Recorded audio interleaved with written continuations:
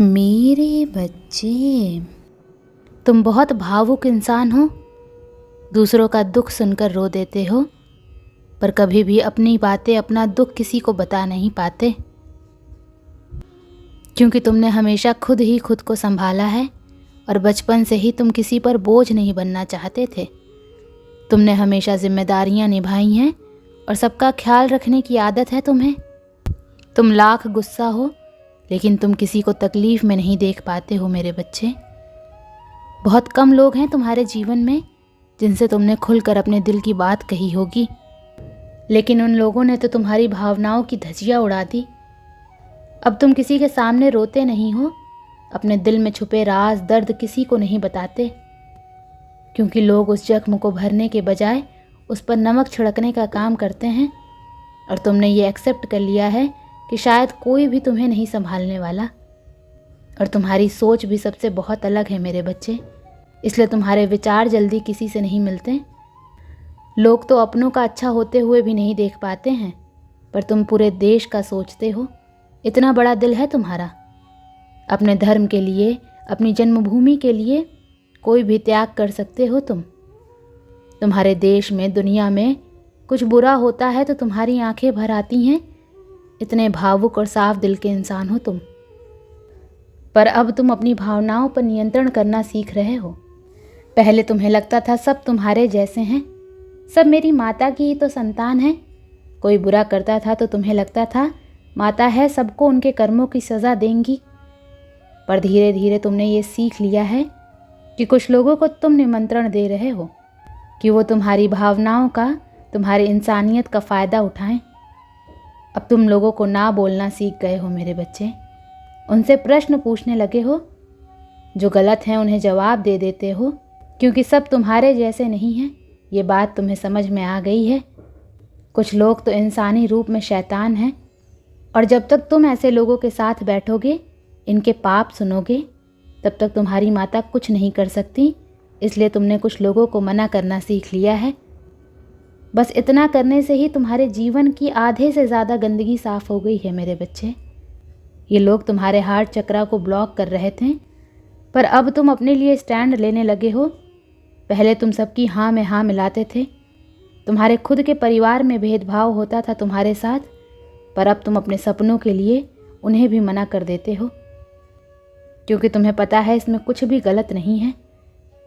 तुम उन लोगों के लिए ही सब कुछ कर रहे हो जो बात शायद उन्हें अभी समझ में नहीं आएगी और ना तुम समझा पाओगे। पर तुम्हें समझ आ गया है कि अब बैठकर सोचने से कुछ नहीं होगा।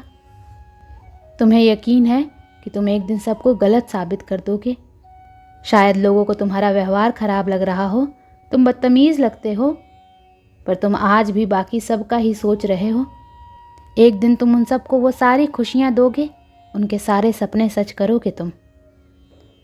तभी अब तुम अपनी बातों को जल्दी किसी को नहीं बताते हो। तुम्हारे मन में जो आइडियाज़ आते हैं, तुम उस पर चुपचाप काम कर रहे हो। तुमने लोगों की बहुत मदद की है मेरे बच्चे, पर कोई कभी तुम्हारे काम नहीं आया। उल्टा लोगों ने हमेशा तुमसे कंपटीशन ही किया है। अब जब तक तुम्हारा कोई काम सफल नहीं हो जाता, तुम्हें सफलता नहीं मिल जाती, तुम उस काम को गुप्त ही रखते हो। तुम अच्छी आदतें अपना रहे हो, अपने दिनचर्या में परिवर्तन लेकर आ रहे हो, और ये 3-3 का पोर्टल तुम्हारे जीवन में संतुलन लेकर आ रहा है। तुम लोगों को ना बोलना सीख रहे हो और अपने इमोशंस को खुद पर हावी नहीं होने दे रहे हो। बहुत प्रैक्टिकल होकर सोच रहे हो। जिन लोगों ने तुमसे झूठ बोला, तुम्हें धोखा दिया, उन लोगों को हमेशा के लिए टाटा बाय बाय करने वाले हो तुम। और इस बार तुम अपने आप को चुनोगे। तुम इन धोखेबाज लोगों के चंगुल से बाहर निकलने वाले हो मेरे बच्चे। और तुम्हारे घर में माता लक्ष्मी आ रही हैं। तुम्हारे नए जीवन की शुरुआत होने वाली है और नई शक्तियाँ प्रवेश कर रही हैं तुम्हारे जीवन में। करियर में उन्नति होगी और जीवन साथी का साथ मिलेगा तुम्हें।